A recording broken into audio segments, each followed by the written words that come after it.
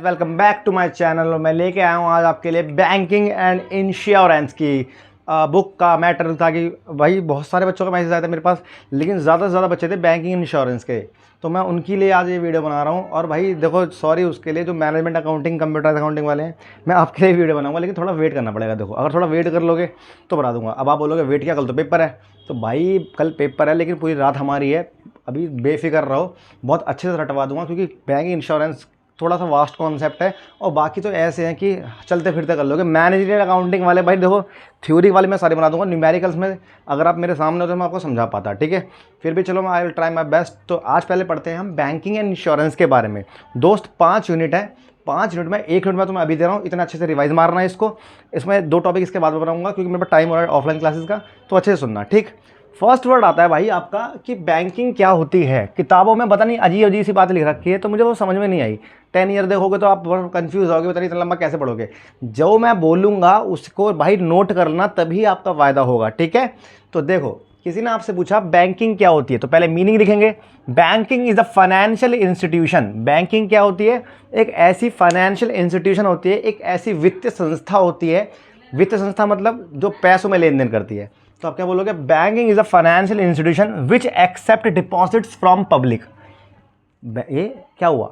मतलब बैंकिंग एक ऐसी वित्त संस्था होती है, ऐसी फाइनेंशियल इंस्टीट्यूशन होती है जो जनता से पैसे लेती है, उनकी सेविंग्स को, and grant loan to the public, और पब्लिक को पैसा देती है उनकी नीड के अकॉर्डिंग। जो ये काम करती है उसे हम क्या बोलते हैं? बैंकिंग। बैंकिंग मतलब banking is a financial institution. Banking एक ऐसा फाइनेंशियल इंस्टीट्यूशन होता है, ऐसी संस्था होती है जो लोगों की जमाओं को अपने पास रखती है और उनकी ज़रूरतों के अनुसार उनको लोन प्रोवाइड करती है। चाहे शॉर्ट टर्म के लिए नीड हो, चाहे लॉन्ग टर्म के लिए, चाहे मिडिल टर्म के लिए हो, किसी भी नीड के लिए उन्होंने लोन प्रोवाइड करती है। ये बात समझ में आई या नहीं आई? अब मैंने 2 वर्ड लिखे, एक्सेप्टिंग डिपॉजिट, ग्रांट लोन। पैसों को स्वीकार करना और लोन प्रोवाइड करना। लोन का बोलते हैं ऋण। तो भाई इनको थोड़ा बहुत लिख देना कि इंसान अपनी सेविंग की जो काम करके आता है, वो जो बचती है उसको सेव करता है ताकि फ्यूचर में काम आ सके। एंड ग्रांटिंग लोन मीन्स एक कंज्यूमर को चाहे पैसा इन्वेस्ट करने के लिए या अपना घर चलाने के लिए पैसों की जरूरत पड़ती है, तो उसके लिए वो लोन लेता है। तो इस तरह के थोड़ा सा बड़ा हो जाएगा, ठीक। फिर लिखोगे फीचर्स। क्या लिखोगे? फीचर्स। किताबों के अंदर जो फीचर दे रखे हैं, पॉइंट तो सही है, लेकिन मैटर थोड़ा कम है, और समझना आप क्या लिखना आपको यहाँ पे। पहला point, dealing in money. Dealing in money, तो पहला अपना पॉइंट लिखा, डील इन मनी। बैंकिंग की पहली खासियत ये होती है कि वो डील सिर्फ किस में करता है? मनी में। आप ऐसे नहीं अपने घर के जाके बर्तन वहाँ रख दोगे। तो आप बोलोगे बैंकिंग का मेन फीचर है कि वो सिर्फ डील करता है मनी में। मनी मीन से अदर देन मनी के कुछ लेता नहीं है। दूसरा point, individual forms and company. Bank कोई ऐसी चीज़ नहीं है जो कि सिर्फ इंसान ही होगा, या सिर्फ एक जगह ही होगी जहाँ पैसा रखते हैं। बैंक कोई व्यक्ति भी हो सकता है, बैंक कोई कंपनी भी हो सकती है, और बैंक कोई देखा जाए तो कोई फर्म भी हो सकती है। बैंक का कोई ऐसा वो नहीं है कि सिर्फ क्या होगा। अब जैसे विजय माल्या, वो अपना पैसा कहाँ रखता होगा? उनने छोटे छोटे प्राइवेट बैंक खोल रखे हैं, एक ऑर्गेनाइजेशन भी होती है, हर चीज़ होती है। तीसरा, एक्सेप्टिंग्स ऑफ डिपॉजिट्स। ये सेम यही पॉइंट आ गया कि बैंकों में आप अपने पैसे को क्या कर सकते हो? डिपॉजिट को एक्सेप्ट कर सकते हो, नीड के अकॉर्डिंग, सेविंग के अकॉर्डिंग। फिर गिविंग एडवांस, ये भी सेम आ गया कि देखा जाए तो जो है हमें ये लोन फैसिलिटी प्रोवाइड करता है, ओवरड्राफ्ट फैसिलिटी प्रोवाइड करता है, हमें लोन की फ़ायदा देता था ना।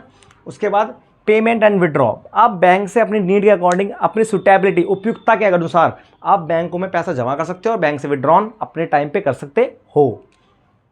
कनेक्टिंग लिंक, भाई बैंकों का ये काम तो बहुत अच्छा लगता है मुझे, कनेक्टिंग लिंक। एग्जांपल देता हूँ, अगर मैं भी तुमसे कहता कि भाई तुम्हारे लिए मैं 10-10 रुपये के नोट्स लाया हूँ, तो तुम मुझे पेमेंट कर देते, पेटीएम कर देते, फ़ोन पे कर देते।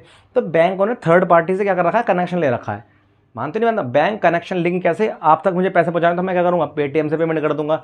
या ये बहुत सारे लोगों को आपस में जोड़ के रखता है, पक्की बात है।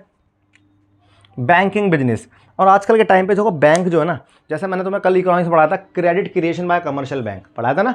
तो ऐसे क्या हो चुका है, ये जो बैंक बिजनेस है, मतलब बैंकिंग बिजनेस का मतलब होता है कि ये जो बैंक है आजकल बिजनेस की तरह काम कर रहे हैं। पैसे को पैसा बढ़ा रहे हैं लोग, जिस पे एक्सेसिव मनी है, लोगों को लोन देके पैसों को इंक्रीज करते हैं अपने, है ना। तो ये है बैंकिंग बिजनेस।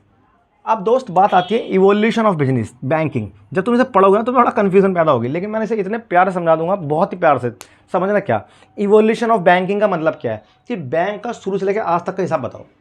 मैंने कहा ठीक है, तो पहले लिखना, banking sector divided into 3 phases.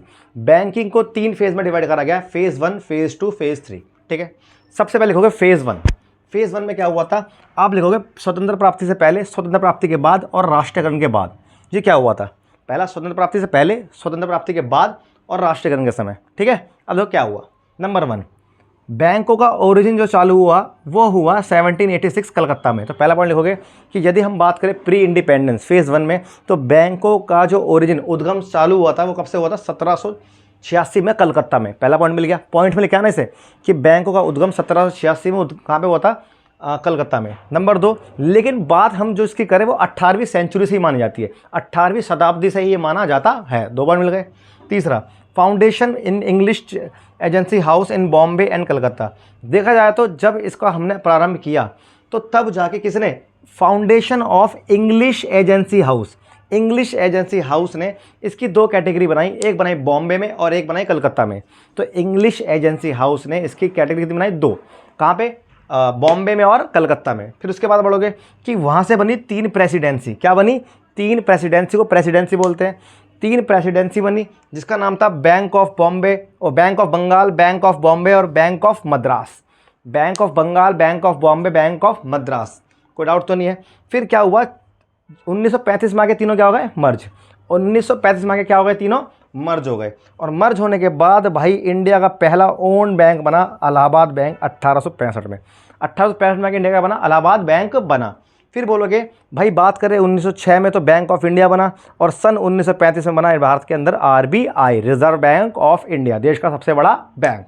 तो ये था आपका क्या? इवोल्यूशन ऑफ बैंकिंग में प्री इंडिपेंडेंस। भाई पेपर में बहुत आता है ये, तो दोबारा कैसे पढ़ोगे? नंबर 1 कि सर अगर हम बात करें if we talk about the pre independence construction composition of banking, तो इनका ओरिजिन कब स्टार्ट हुआ था बैंकों का? 1786 में कलकत्ता में हुआ था। नंबर 2, 18वीं सेंचुरी में इनकी बात चालू हो गई थी। फाउंडेशन जो उसका हुआ था वो इंग्लिश एजेंसी हाउस ने किया था बॉम्बे और कलकत्ता में। और फिर इसकी 3 प्रेसिडेंसी थी, bank of Bengal, bank of Madras और बैंक ऑफ बॉम्बे। फिर तीनों जाके मिल गई थी कब? जाके 1935 में। और फिर पहला इलाहाबाद बैंक बना 1865 में, इंडिया वाला। फिर बात है 1906 में बैंक ऑफ इंडिया बना और 1935 में बना आरबीआई। इतना लिखने के बाद आपसे पूछेगा भाई ये बताओ पोस्ट इंडिपेंडेंस क्या था? तो ये एकदम कहानी है। पोस्ट इंडिपेंडेंस, देश आज़ाद होने के बाद, आपको पता है जब देश आज़ाद हो गया था तो उसके बाद भारत में कौन तेज चल रहा था? तो भारत में तेज चल रहा था प्राइवेट सेक्टर, मतलब निजी क्षेत्र। अब ये निजी क्षेत्र ने करा क्या? निजी क्षेत्र ने पूरा का पूरा अधिकार अपने पे जमा रखा था। क्यों? क्योंकि लोगों की ज़रूरतों को पूरा करते थे साहूकार, ज़मींदार, जो लोगों का एक्सप्लोइटेशन करते थे, शोषण करते थे, जिसकी वजह से बहुत ज़्यादा दिक्कतें आ रही थी, है ना। तो उनको देखते हुए क्या हुआ? इन सब सरकमस्टेंसेस को झेलना पड़ा और ये छोटे छोटे साहूकारों ने पूरे एरिया को घेर रखा था। इसमें सिर्फ इतना दे रखा है। ठीक उस टाइम आदेश आने के बाद इन्होंने करा क्या? अब आ जाओ नेशनलाइजेशन, बैंकों का राष्ट्रीयकरण। बैंकों का राष्ट्रीयकरण सन 1969 में बैंकों का राष्ट्रीयकरण हुआ। कितने बैंकों का? 14 बैंकों का। 1969 में 14 बैंकों का राष्ट्रीयकरण हुआ। 14 बैंकों की जो लिस्ट बना रखी है वो आपको मैंने टेलीग्राम पे सेंड कर दी है, तो उसे 14 बैंकों के नाम पे पढ़ लेना, ना भी याद हो तो लिख देना तुम, बस कोई दिक्कत नहीं है। और फिर ठीक 1980 में जाके 6 बैंकों का और राष्ट्रीयकरण हुआ और ये बना तुम्हारा इवोल्यूशन। क्या बना तुम्हारा बेटा? ये इवोल्यूशन। आई होप आपको ये इवोल्यूशन समझ में आया होगा। तो आपका ये पहला टॉपिक इतना आप पढ़ोगे, मैं दूसरी वीडियो और अपलोड कर दूंगा, लेकिन दोस्त इन्हें बहुत ही केयरफुली पढ़ना है, पेपर में आ सकते हैं। तो वीडियो लगे तो लाइक करो, शेयर करो, फॉलो करो, सब्सक्राइब करो, जो करना है वो करो और अच्छे से इसे बार बार देखो, क्योंकि मैं फिर से पूरी किताबों की वीडियो बनाऊंगा और फटाफट आपको दिखाऊंगा। तो इसको एडिक्टेड हो जाओ याद करने के, ठीक है। ओके, मिलते हैं नेक्स्ट क्लास में।